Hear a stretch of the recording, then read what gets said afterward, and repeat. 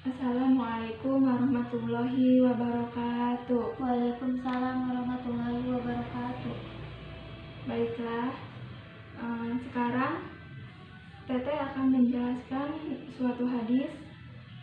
Hadisnya itu tentang wabah penyakit adalah rahmat bagi orang-orang mukmin.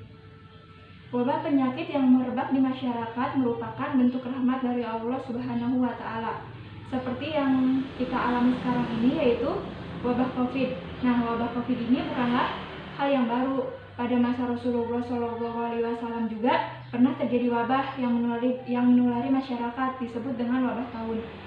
Nah, dahulu itu taun menunjukkan bahwa wabah penyakit yang terjadi pada zaman Rasulullah SAW hingga saat ini bukanlah azab, tetapi ujian atau cobaan yang Allah timpakan kepada orang-orang yang telah Allah kehendaki. Maka kita tidak pantas menuduh orang yang terkena pandemi COVID-19 ini sebagai orang yang terkena azab.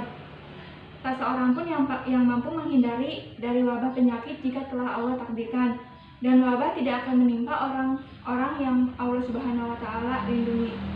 Sebaliknya, wabah tersebut dijadikan sebagai umat bagi orang-orang yang senantiasa meyakini bahwa tidak ada yang terjadi di alam semesta ini melainkan atas pengaturan Zat yang Maha Mengatur.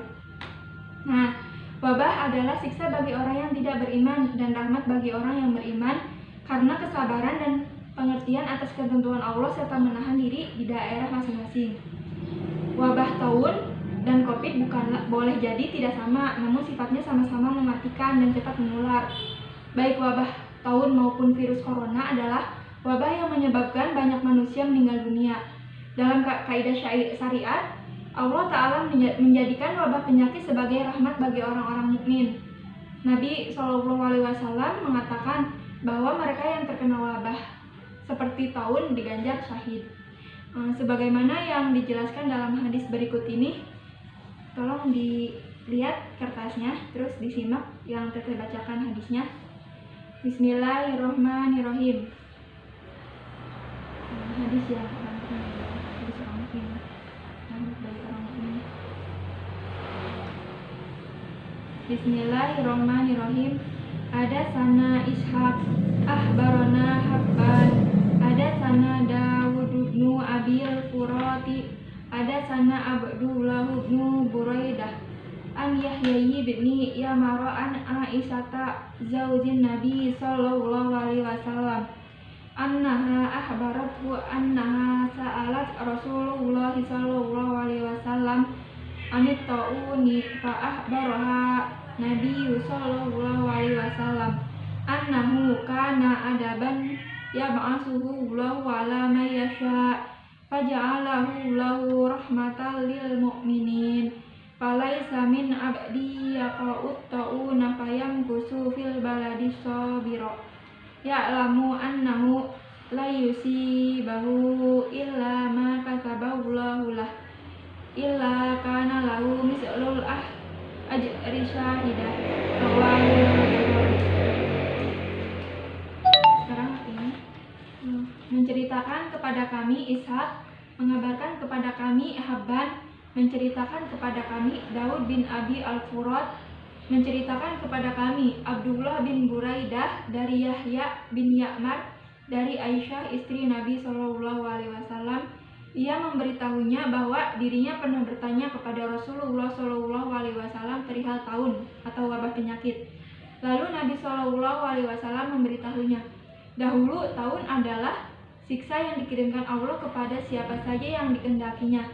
Lalu Allah menjadikannya rahmat bagi orang-orang mukmin. Tiada seorang hamba yang tertipu taun kemudian menahan diri di negerinya dengan bersabar seraya menyadari bahwa taun tidak akan mengenainya kecuali apa yang telah Allah tetapkan bagi dirinya, melainkan baginya pahala seperti pahala orang yang mati syahid. Hadis riwayat Al-Bukhari. Nah, maksud dari penjelasan hadis tersebut yaitu dalam hadis ini dijelaskan bahwa penduduk yang wilayah terkena wabah tidak boleh keluar dari wilayahnya supaya mereka bersabar. Pahala orang yang bersabar atau berdiam diri di rumah akan memperoleh pahala sepadan orang yang mati syahid. Inilah perwujudan rahmat dari Allah dalam kasus ini adalah bersabar.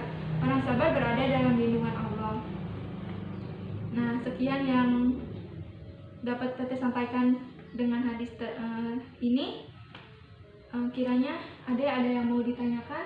Enggak. Berarti sudah cukup jelas ya, dapat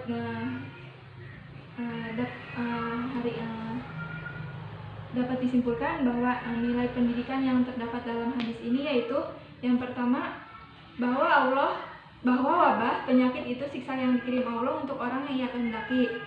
Terus selanjutnya, orang yang beriman menyikapinya dengan tetap berikhtiar, melakukan langkah antisipasi dan mencari obat, kemudian bersabar, mengharapkan balasan dari Allah, serta yakin bahwa tidak ada sesuatu pun terjadi di luar kuasa dan takdir Allah.